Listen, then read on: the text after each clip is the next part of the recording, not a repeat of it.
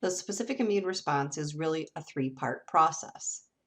We have to create an army of cloned T cells so that they can create an army of cloned B cells so that we can make lots and lots and lots of antibodies. In this video, let's take a look at how we can make our cloned army of B cells. Like T cells, B cells have to be activated first. Like T cells, B cells also have a very specific receptor on their surface that can recognize and bind to one specific antigen. But the receptor on the B cell is very, very different in terms of how it's going to function as compared to the T cell receptor. I mean, they both are going to bind to antigen, but they do it very differently. The T cell receptor could only bind to presented antigen. The B cell receptor can bind to free antigen, if you will, antigen that's not being presented, antigen as it is in its normal state. If the B cell receptor encounters its antigen, the B cell is going to act a lot like a macrophage and phagocytose the pathogen. Once the pathogen is inside the B cell, just like a macrophage, it will digest it and then present antigen on its surface. So a B cell is a type of antigen presenting cell. It goes through the whole antigen presenting process just like a macrophage. The only thing that's different here is that a macrophage uses a non-specific pathogen recognition receptor, and the B cell uses its very, very specific, very unique receptor to recognize the pathogen. Like a T cell, B cells only recognize their one specific antigen. Unlike a T cell, B cells can eat their pathogen and present the antigen on their surface. Once the B cell has recognized the antigen on the pathogen, phagocytosed the pathogen, digested it, presented the antigen on its surface using MHC. I actually forgot to mention that in the previous video, that just like a macrophage, the B cell will present antigen on its surface with MHC. Once all this has occurred, now we basically have a B cell holding out antigen using MHC, just like the macrophage did. But what we're looking to happen here is we're looking for the helper T cell to come along and activate the B cell. We're looking for a helper T cell that has been trained to recognize this one specific antigen. And at first it kind of seems like, well, that's impossible. What are the chances that this one B cell holding out this one antigen will bump into its one specific T cell that can recognize the antigen? But the chances are actually very good that the B cell will quickly find the right helper T cell. See if you can figure out why. If you said because we just created a cloned army of T cells that are trained to recognize this antigen, you're correct. There's thousands of these helper T cells floating around in the body that can recognize this antigen. So once a match occurs between a B cell and a helper T cell, the B cell is stimulated to massively replicate through that process of cloning, just like the helper T cells. And now there will be thousands of B cells, all with the same receptor that can recognize the antigen currently infecting the body. Now, the one B cell clones into two, two into four, until we get our army of B cells. Let's take a look at this process using images. So here we have our B cell binding to the one specific antigen it's been trained to recognize. So this thing that sort of looks like a football goal, right? That is the specific unique receptor on our B cell that's been trained to recognize this one specific antigen. Once there's a recognition between the receptor and the antigen, phagocytosis occurs, the pathogen gets digested, and then the antigen will be presented on the surface using MHC. So in this image here, the yellow structure on the surface is the MHC, and the green is the antigen. The B cell then presents the antigen to a helper T cell that can recognize that particular antigen. Once the helper T cell binds to the presented antigen on the B cell activation occurs, and we get our cloning process to occur. Lots of B cells, lots of B cells. Just like with the T cells, some of the B cells differentiate into a different type of B cell. When we get our army of cloned B cells, some of them will become plasma cells and some of them will become memory B cells. Memory B cells are just like memory T cells. As we said before, they stick around for a long time. If we are re-exposed to the pathogen, then we can start a really fast immune system response.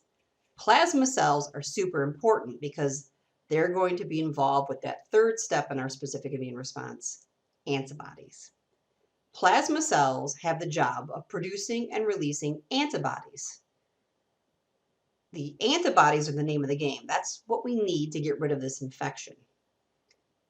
The antibodies are basically just free-floating versions of that B cell receptor, right? That B cell receptor itself is embedded in the cell membrane of the B cell. But when we release antibodies, we're releasing a free form of that particular receptor. So this antibody floats around in our body fluids, and if it bumps into the antigen, it's going to grab onto it. So how exactly do antibodies help us to get rid of a pathogen? Because antibodies don't actually kill pathogens.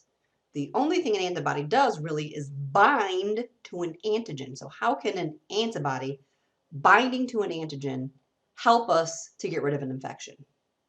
Number one, the antibodies will mark the pathogen for disposal.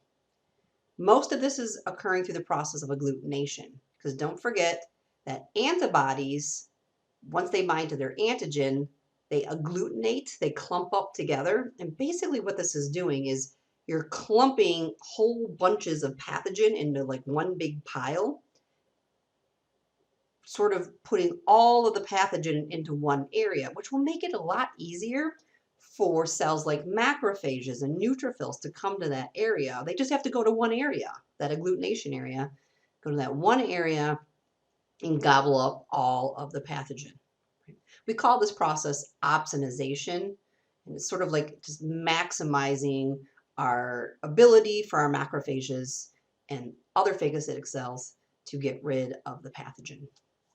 Number two thing that antibodies do, they render pathogens non-pathogenic, and this is also called neutralization. Think about it this way. The whole outside of a virus is coated with antigens. So once we release the antibody, now the antibodies are coating the whole outside of the virus because they're binding to the antigen. It's going to be really hard for that virus to do anything because it's coated with antibodies. It's been rendered non-pathogenic. The third thing that antibodies do is they activate complement. So we talked about complement when we talked about our non-specific proteins that we use in defense. Complement is actually a group of proteins in our blood plasma, and once they become activated, they form those membrane attack complexes that poke holes in our pathogens. We have to activate complement to get it to work, though, and we use antibodies to activate complement.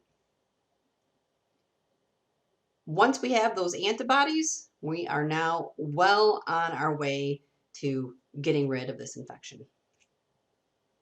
Here we see my army of cloned B cells. Specifically, these are representing plasma cells. And of course, it's the job of the plasma cell to release antibodies. So notice that the antibodies that are released here look exactly like the receptors on the surface of the B cell because they are essentially the same thing. The antibodies then will bind to antigens on the surface of the pathogen, helping to get rid of it from the body. So here's a macrophage coming along. And apparently the pathogen looks a little bit yummier when it's coated with antibodies. I don't think we can overemphasize the importance of antibodies. This is the end goal of the specific immune response, is to get these antibodies to help us clear the pathogen. There's other important things that occur along the way. Yes, some of the T cells that we make, like the cytotoxic T cells, can kill pathogen-infected cells, and that's helpful. And yes, some of the B cells can kill pathogens because B cells are capable of recognizing pathogens and phagocytosing them just like a macrophage. But 99% of the work of the specific immune response is coming from these antibodies. There are different types of antibodies or different classifications of antibodies, if you will, and the different classes of antibodies get released at different times during the specific immune response. Certain antibodies are released very early, other antibodies are released later in the specific immune response. And yet other antibodies will be the types that are going to be released when we activate our memory cells. You might come across these in your reading. Some of the classifications of antibodies include IgG, IgM, they all have letters. The IG stands for immunoglobulin, that's just the fancy name for antibody. And then the classifications are the last letter like G or M. We're not going to go over the different classes of antibodies, but I just wanted you to know that they do exist.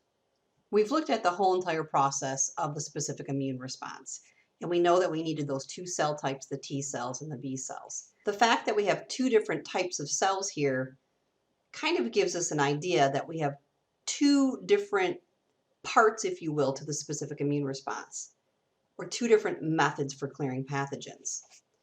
We have our cellular response, also called the cell-mediated immunity, and our humoral response, our antibody-mediated immunity. The cellular response is the part of the specific immune response that's coordinated by the T cells. Humoral response is the part that's coordinated by the B cells. Your body's humors, that's an old-fashioned way to talk about your body fluids. The humoral response, your body fluid response, is called that because of the importance of the antibodies in the body fluids.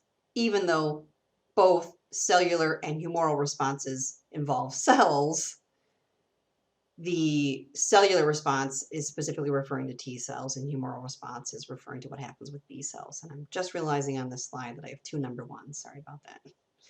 And even though we have these two different responses, they are working together. We need the cellular response to activate the humoral response. So it's not like we can have just one and be fine. You can't have just a cellular response and be fine. It's impossible to have a humoral response without a cellular response. So they have to work together.